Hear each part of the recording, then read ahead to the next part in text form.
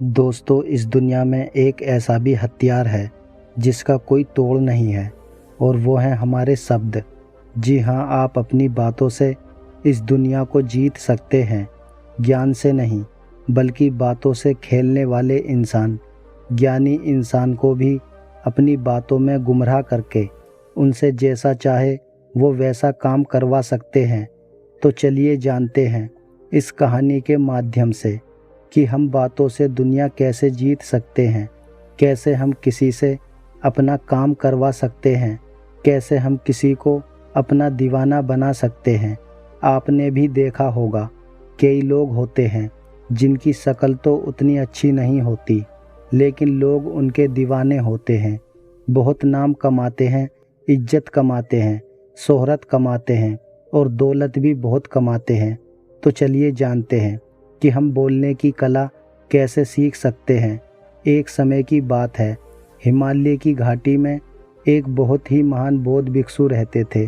उनकी खेती दूर दूर तक फैली हुई थी। एक दिन एक व्यक्ति उनके पास आया और वो व्यक्ति उस बौद्ध भिक्षु से कहता है कि है गुरुवर, सब यही कहते हैं कि चालाकी से बात करो, चालाक बनो, अन्यथा तुम हमेशा पीछे रह जाओगे। है गुरुवर, आप ही बताएं कि चालाक कैसे बना जाता है। क्या आप हमें चालाक बनने के बारे में कुछ बता सकते हैं? उस बौद्ध भिक्षु ने उस व्यक्ति की सारी बातें बड़े ही ध्यान से सुनी और उसके बाद मुस्कुराते हुए वो उस व्यक्ति से कहते हैं, तुम मेरी बात बड़े ध्यान से सुनना।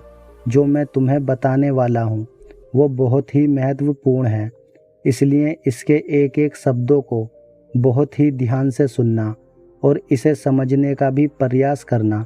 इस दुनिया में यदि कोई सबसे ताकतवर हथियार है तो वो है हमारे शब्द। फिर चाहे वो शब्द लिखे गए हों या फिर बोले गए हों, ये शब्द एक ऐसा हथियार है जिसका यदि सही समय पर, सही व्यक्ति पर और सही तरीके से इस्तेमाल किया जाए तो आप अपनी पूरी ज़िंदगी बदल सकते हैं। और इतना ही नहीं, यदि हम चाहें तो अपने शब्दों को फूलों की तरह भी इस्तेमाल कर सकते हैं, और यदि हम चाहें अपने शब्दों को हीरो की तरह भी इस्तेमाल कर सकते हैं। हमारे कहे गए शब्द गहरे से गहरे घाव भी भर सकते हैं, और कभी कभी हमारे यही शब्द गहरे से गहरे घाव भी दे जाते हैं। हमारे शब्द में इतनी ताकत होती है, यदि आप चाहें तो अपने कहे गए शब्दों से किसी की ज़िंदगी बना सकते हैं, और चाहें तो आप अपने ही शब्दों से किसी की ज़िंदगी बर्बाद भी कर सकते हैं। हमारे शब्दों में इतनी ताकत होती है कि आप चाहें तो दूसरों के जीवन में खुशियां भर सकते हैं, और यदि आप चाहें तो अपने इन्हीं शब्दों का इस्तेमाल करके उनके जीवन में दुखों का सैलाब ला सकते हैं। आप चाहें तो इन्हीं शब्दों से किसी के रिश्ते बना भी सकते हैं, और यदि आप चाहें तो इन्हीं शब्दों से किसी के रिश्ते टूट भी सकते हैं। आपके अपने कहे गए शब्द आपको कामयाबी भी दिला सकते हैं, और वही आपके कहे गए शब्द आपको पूरी तरह से तबाह कर सकते हैं। शब्द न केवल एक इंसान को, बल्कि पूरे के पूरे परिवार को, पूरे शहर को और पूरी इस दुनिया को बर्बाद करने की और निर्माण करने की ताकत रखते हैं। इसलिए शब्दों को इस दुनिया का सबसे ज़्यादा ताकतवर और घातक हथियार माना जाता है। इसलिए हमें अपने शब्दों का इस्तेमाल सही ढंग से करना चाहिए, ताकि उसका इस्तेमाल करके हमें और दूसरों को भी भला पहुँचे। और इसीलिए आज मैं तुम्हें शब्दों के कुछ जादू के बारे में बताने वाला हूँ। और अब आपके मन में यह प्रश्न उठ रहा होगा कि क्या शब्दों में भी जादू होता है? तो हाँ, अवश्य ही शब्दों में जादू होता है, लेकिन ये दिखता नहीं है, परंतु इसका असर आपको अवश्य नज़र आता है। हमारे शब्दों में कमाल का जादू होता है।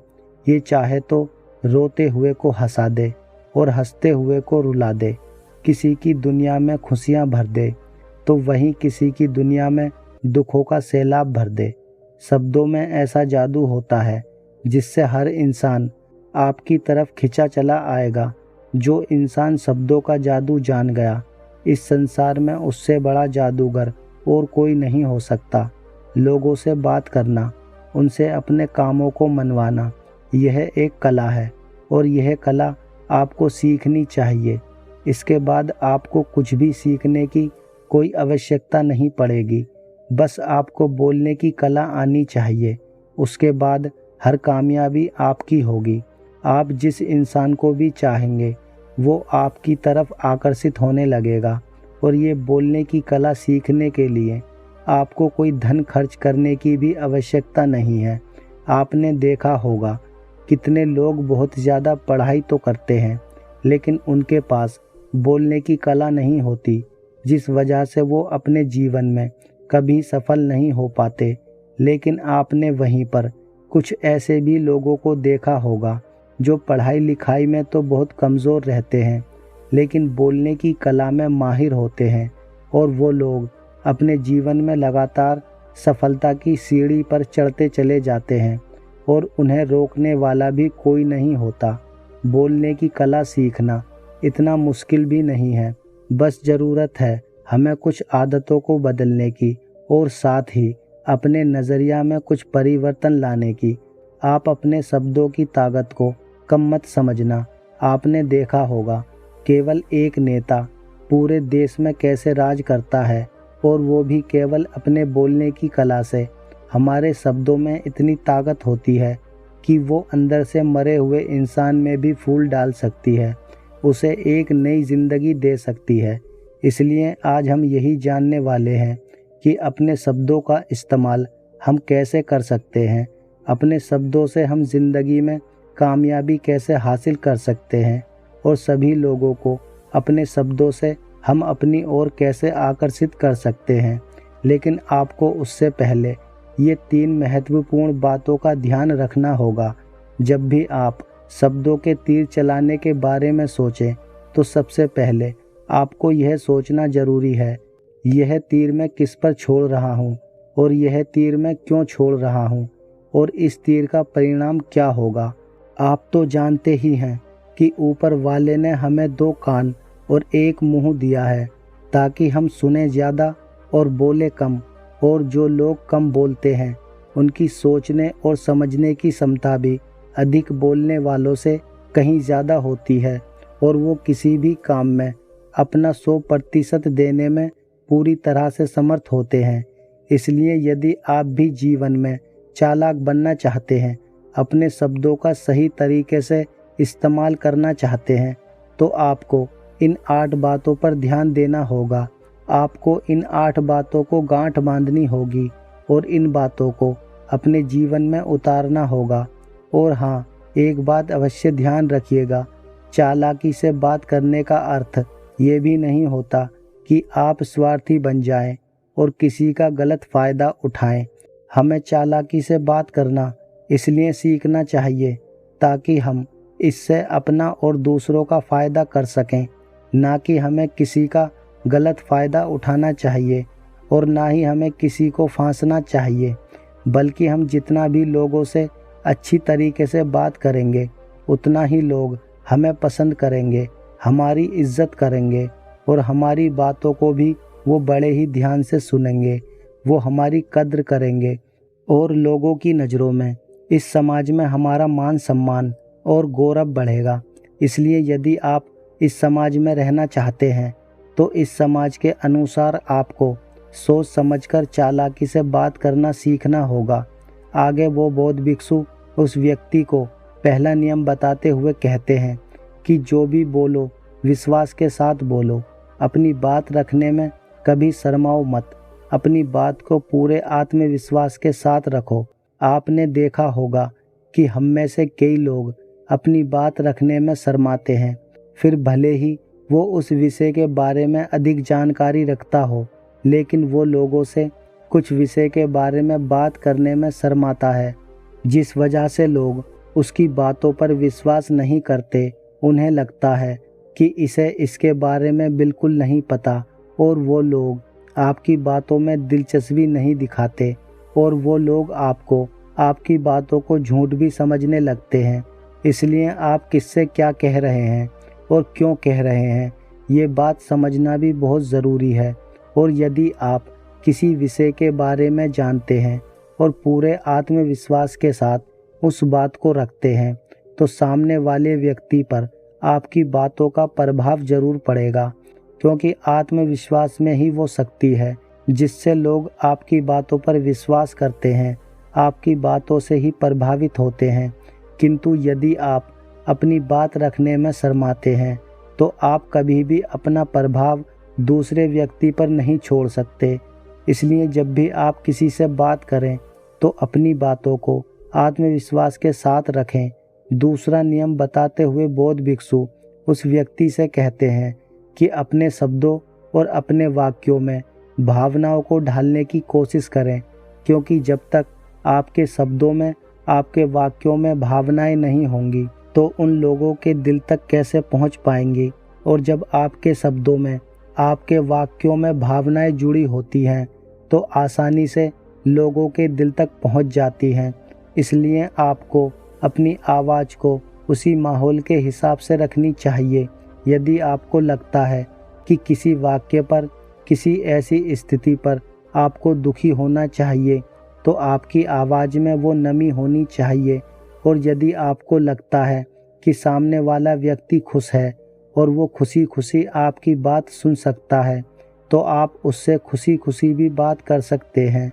और दूसरी तरफ यदि आपको लगता है कि कोई व्यक्ति दुखी है और उसके मन को सांत्वना चाहिए तो आपको भी उसके मन को शांत करने वाली वाणी, मतलब अपने शब्दों, अपने वाक्यों का इस्तेमाल करना चाहिए।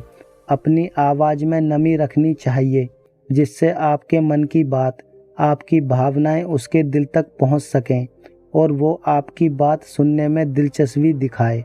क्योंकि जब आप किसी का दर्द बांटते हैं तो सामने वाले व्यक्ति को बहुत अच्छा लगता है और ऐसे समय पर आपकी भावनाएं, आपके शब्द और आपके वाक्य ही अधिक महत्व रखते हैं। शब्द, वाक्य सब एक ही होते हैं, बस इन्हें बोलने का तरीका अलग अलग होता है। जैसे आप अपने पार्टनर से प्रेम से कहते हैं कि मैं तुम्हें कभी नहीं छोड़ूंगा, और वहीं पर अगर आप गुस्से से यही बात कहते हैं, मैं तुम्हें नहीं छोड़ूंगा, इन दोनों बातों का मतलब तो एक ही है, लेकिन कहने का तरीका बदल गया है। शब्द तो हर किसी के पास होते हैं, लेकिन सही तरीके से शब्दों का इस्तेमाल करना, यही बुद्धिमानी होती है। जो अपने शब्दों में, अपने वाक्यों में भावनाओं को जोड़ पाता है वही लोगों के दिल में राज कर पाता है। आगे वो बौद्ध भिक्षु उस व्यक्ति को तीसरी बात बताते हुए कहते हैं कि जब भी तुम किसी व्यक्ति से बात करते हो तो उसकी आंखों में आंखें डालकर बात करो, क्योंकि यदि आप बात करते समय लोगों से नजरें चुराएंगे, सामने वाले व्यक्ति से छुप छुप कर बातें करेंगे तो उसे ऐसा महसूस होगा जैसा कि आप उससे कुछ छुपा रहे हैं, आप उससे झूठ बोल रहे हैं। इसलिए वो आपकी बातों में दिलचस्पी नहीं दिखाएगा और ना ही वो आपकी बातों पर विश्वास करेगा।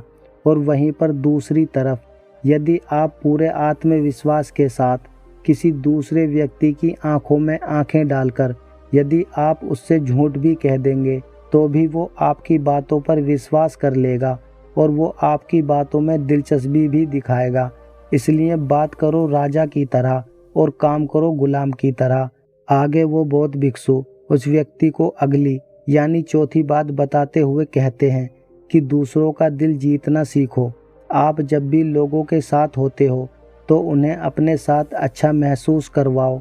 अगर आपको किसी से अपना काम निकलवाना है तो उसकी थोड़ी सी बढ़ाई करो, क्योंकि आजकल हर कोई अपनी बढ़ाई सुनना चाहता है।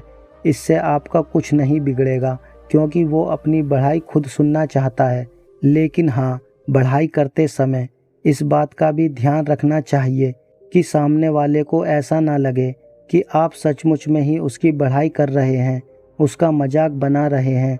जैसे मान लो कोई व्यक्ति काला है और आप उससे कह दो कि तुम बहुत सुंदर दिख रहे हो, तो वो आपकी बात समझ जाएगा और हो सकता है कि वो आपसे गुस्सा भी हो जाए। बल्कि आप उससे कुछ इस तरीके से बात करें कि अरे दोस्त, आज तो तुम बहुत अच्छे लग रहे हो। पहले कही गई बात उसे बिल्कुल पसंद नहीं आएगी, लेकिन जब आप उसे कहेंगे कि आप आज बहुत अच्छे लग रहे हो, तो वो तुम्हारी बात अवश्य सुनेगा और उसे यह सुनकर बहुत अच्छा भी लगेगा। इसलिए पहले उन्हें वो दीजिए जो उन्हें चाहिए और फिर वो अपने आप ही आपको जो चाहिए वो देने को तैयार हो जाएगा। आगे वो बौद्ध भिक्षु उस व्यक्ति को 5वीं बात बताते हुए कहते हैं, कम बोलो और काम का बोलो, अर्थात अपने बोलने के तरीके सुधार लें। ना तो बहुत धीरे बोलो और ना ही बहुत तेज। अपने शब्दों का उच्चारण सही और स्पष्ट तरीके से करें। अगर आप बहुत जल्दी जल्दी बोलेंगे तो लोग कुछ भी समझ नहीं पाएंगे, और अगर आप बहुत धीरे धीरे बोलेंगे तब भी लोग आपसे ऊब जाएंगे और वो आपकी बातों में थोड़ी भी दिलचस्पी नहीं दिखाएंगे।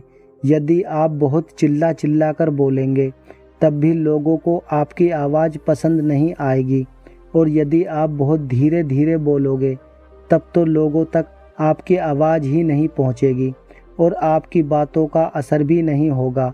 इसलिए अपनी बातों को साफ और स्पष्ट रखें। अपने शब्दों को साफ और स्पष्ट रखें ताकि वो लोगों को अच्छी तरह से समझ में आ सके, क्योंकि अक्सर यह देखा गया है कि जब भी कोई इंसान बोलना शुरू करता है तो उसके शुरुआती 90 सेकंड यह कहते हैं कि लोग उसे सुनना पसंद करेंगे या नहीं, और यह भी बताता है कि वह व्यक्ति एक कुशल वक्ता है या नहीं। और यदि आप 90 सेकंड तक लोगों को अपनी बातों में रोक सकते हैं और यदि लोग आपकी बातों में 90 सेकंड तक रुचि लेते हैं तो इसका अर्थ यही है कि वो लोग आपकी बातों को सुनना चाहते हैं, आपकी बातों को समझ रहे हैं और वो लोग आपसे जुड़ना भी चाहते हैं।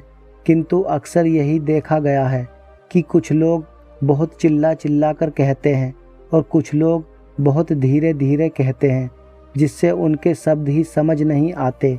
इसलिए शब्दों को स्पष्ट रखिए। आपको उतना ही आवाज़ में बोलना चाहिए जितने में आपके विचार सामने वाले व्यक्ति तक पहुंच सकें। आगे वो बौद्ध भिक्षु उस व्यक्ति को छठी बात बताते हुए कहते हैं कि इंसान को सुनने की आदत डालनी चाहिए। आपने ये तो देखा होगा कि जब भी आप कोई बात कर रहे होंगे तो इस बात में आपके सामने वाला व्यक्ति आपकी बात काटकर आपसे कुछ और ही कहने लगता होगा, और कई लोग तो ऐसे भी होते हैं जो अपनी बातों को खुद तक ही रखते हैं। वो अपनी बातों को ही बढ़ा चढ़ाकर कहते रहते हैं।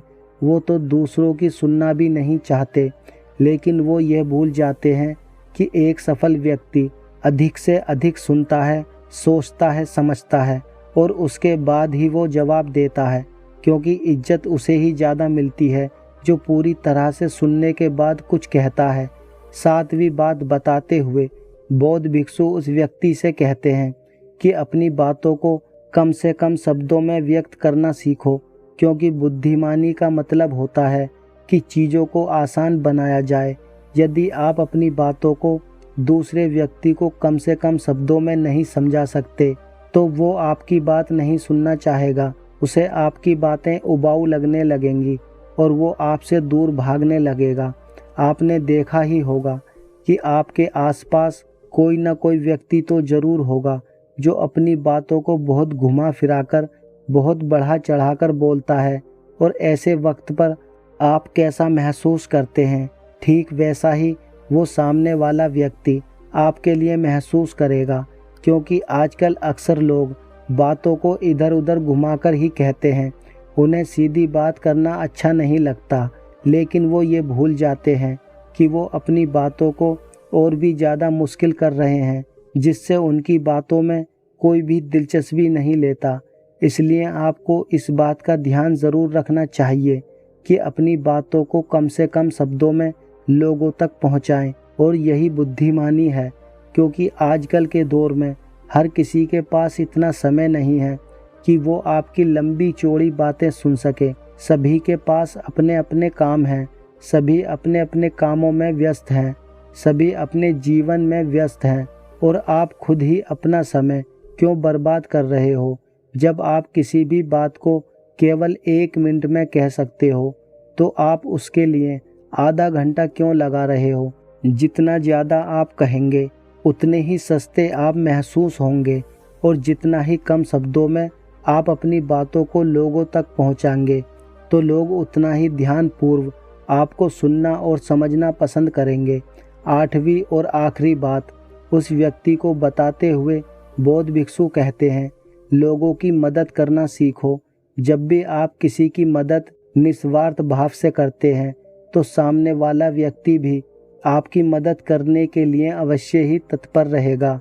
यदि आपको आवश्यकता होगी वो आपकी मदद अवश्य करेगा, क्योंकि आपने बुरे वक्त पर उसका साथ दिया था और वो भी बुरे वक्त में आपका साथ देने के लिए हमेशा तैयार रहेगा। आपने अपने घर में अपने बच्चों को तो देखा ही होगा, जिनका मन बिल्कुल साफ होता है, जिनके मन में कोई स्वार्थ नहीं होता, और जब उन्हें कुछ चीज़ चाहिए होती है, जैसा आप कहते हैं वो बिल्कुल वैसा ही करते हैं। आप कोई भी काम को उनसे कहते हैं तो वो उस काम को तुरंत ही कर देते हैं।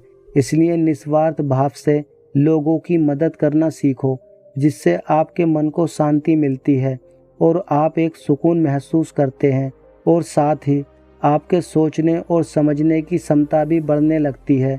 इतना कहकर वो बौद्ध भिक्षु शांत हो गए और वो व्यक्ति उस बौद्ध भिक्षु को धन्यवाद करके वहाँ से चला गया। तो दोस्तों, कहानी कैसी लगी? कहानी पसंद आई हो तो कमेंट बॉक्स में ज़रूर बताएं। मिलते हैं अगली कहानी में, तब तक आप अपना ख्याल रखिए। धन्यवाद।